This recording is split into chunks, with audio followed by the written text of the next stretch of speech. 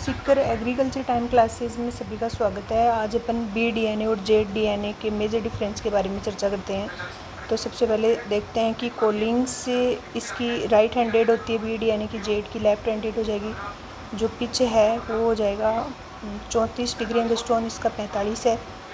और base pair 10.4 और Z DNA का 12 और डायमीटर 20 डिग्री एंगस्ट्रॉन्स, इसका 18 डिग्री एंगस्ट्रॉन हो जाएगा। राइज पर base pairs 3.4 degree angstrom, 3.7 degree angstroms. Next sugar phosphate backbones regular होती है, इसमें जिगजैग होती है। तो अपन ये जो बेस पेयर हैं, ये डायमीटर है, डीएनए के स्ट्रक्चर में समझेंगे।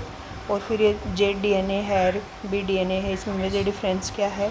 फिर ये शब्द दे रखा है डीनेचुरेशंस और रीनेचुरेशन। इसमें क्या है कि the hydrogen bond between the DNA strands breaks on heating the DNA. अगर हाइड्रोजन बॉन्ड ब्रेक्स हो जाता है जब डीएनए की अपन हाई टेम्परेचर पे हीटिंग करते हैं, नियरली 100 डिग्री सेंटीग्रेड।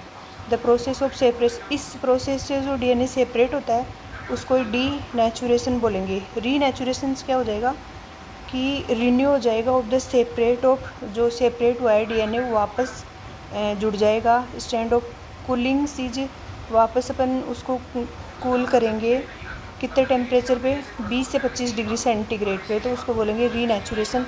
ये दोनों टर्म्स हैं। और डीएनए रेप्लिकेशंस थोड़ा सा ये परिभाषा देख लो आप, बाकी डीएनए को अपन कंप्लीट पढ़ेंगे। The process by which A DNA molecule make it's identical copies बनाता हो और उसको अपन डीएनए रेप्लिकेशंस बोलेंगे। तो आप ये इसके वो मोड्स ऑफ डीएनए रेप्लिकेशंस के मोड्स दे रखे हैं। पॉसिबल मोड्स ऑफ डीएनए रेप्लिकेशंस के 3 पॉसिबल मोड्स हैं, डिस्प्रेसिव, कंजर्वेटिव और सेमी कंजर्वेटिव दे रखा है। तो आप इनको थोड़ी थोड़ी डेफिनेशन पढ़ सकते हो, इतना डिटेल में अपने आएगा नहीं। बाकी डीएनए की स्ट्रक्चर वगैरह आगे पढ़ेंगे कि भाई 34 डिग्री एंगस्ट्रॉन्स है वो किसके बीच में है, जो बेस पेयर है तो वो 10.4 किसको डिनोट कर रहा है, ऐसे अपन देख लेंगे। तो आप ये थोड़ा सा ध्यान रखना, बी डीएनए और जेड डीएनए में मेजर डिफरेंस है वही दिखाया गया है आपको, बाकी विभिन्न बुकों में दे रखा है तो आप कहीं से पढ़ सकते हैं।